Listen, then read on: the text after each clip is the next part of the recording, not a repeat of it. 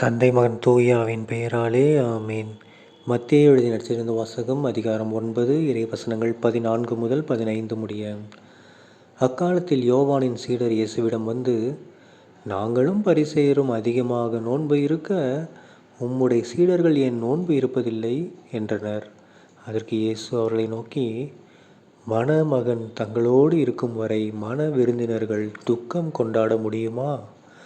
மணமகன் அவர்களை விட்டு பிரிய வேண்டிய காலம் வரும், அப்போது அவர்களும் நோன்பு இருப்பார்கள். ஆண்டவரின் அருள்வாக்கு. கிறிஸ்துவே உமக்கு புகழ். அன்பார்ந்த சகோதர சகோதரிகளே, இன்று திருநீற்று போதனுக்கு பின்வரும் வெள்ளி, மார்ச் மாதம் 7ஆம் தேதி 2025ஆம் வருடம். இன்றைய நற்செய்தியில் பாருங்கள், நம்ம இயேசு கிறிஸ்து ஆண்டவர் என்ன சொல்கிறாரு, நோன்பு இருக்கிறத பற்றி எடுத்துரைக்கிறாரு. உங்களை நிறையா பேர் சொல்லுவாங்க, டே ஏசப்பா என்னடா சொன்னார் அப்படி இப்படின்னுவாங்க. கிடையாது. ஏசப்பா என்ன சொல்லியிருக்காரு, மணமகன் பிரிஞ்சு போனால் கண்டிப்பாக என் மக்கள் நோன்பு இருப்பாங்கன்ட்டார். ஸோ நம்மளாம் யாரோடைய மக்கள்? ஏசப்பாவோட மக்கள். நம்ம இந்த டைமில் வந்து என்ன கொண்டாடுறோம்? ஏசப்பாவினுடைய பாடுகளை வந்து நம்ம நினைவு கூறுறோம். அந்த 40 நாட்கள், ஓகேங்களா? அவர் நமக்காக பாடுபட்டார் அப்படிங்கிறதுக்காக இந்த 40 நாள் நம்ம நினைவு கூறுறோம். ஸோ அப்போ இந்த 40 நாள் நம்ம எப்படி இருக்கணும்? கண்டிப்பாக துக்கத்தை கொண்டாடணும், நோன்பு இருக்கணும், ஓகேங்களா? நோன்பு இருக்கிறதுனா என்ன? கறி சாப்பிடாமல் இருக்கிறது மட்டும் நோன்பு இருக்குது. அது கூட நீங்கள் அப்பப்போ சாப்பிட்டுக்கலாம். ஆனால் எல்லாத்தையுமே கண்ட்ரோல் பண்ண தெரியணும்.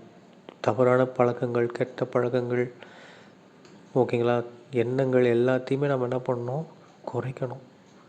முடிஞ்ச அளவுக்கு தடுக்கணும், ஓகேங்களா? 40 நாட்கள் நம்ம ஏசப்பா நமக்காக பாடுபட்டுருக்காரு, அவருக்காக நம்ம கொடுக்கணும்.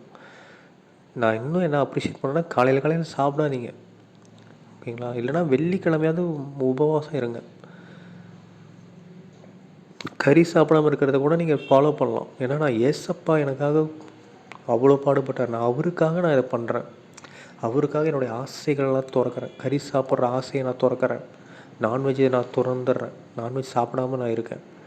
காலை உணவை வந்து நான் ஏசப்பாவுக்காக, நான் ஏசப்பா எனக்காக செஞ்ச பாடுகளை நினைவு கூறுறதுக்காக நான் வந்து சாப்பிடாமல் இருக்கேன். அந்த காசை கூட நீங்கள் இப்போ காலைல சாப்பாடு ஒரு 30 ரூபாய்க்கு சாப்பிட்டா, அந்த 30 ரூபாயை நீங்கள் சேர்த்து வச்சு உண்டியல் வச்சுருப்பீங்க. கண்டிப்பாக எல்லாரோட சர்ச்சிலையும் உண்டியல் கொடுத்துருப்பாங்க. அதில் போட்டு வைங்க. இல்லைனா நீங்கள் ஏதாவது ஏழைகளுக்கு உணவு கொடுக்க முடியுமா கொடுங்க. இப்போ வீட்டில் 4 பேர் சாப்பிட்னா அந்த 4 சாப்பாடை வந்து ஏழைகளுக்கு 4 பேர் கொடுங்க.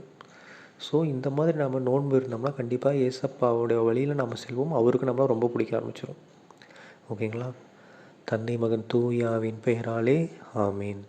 இயேசுக்கே புகழ், இயேசுக்கே நன்றி, மரியே வாழ்க, இயேசுவின் ரத்தம் ஜெயம். ஹல்லேலூயா, பிரைஸ் தி லார்ட்.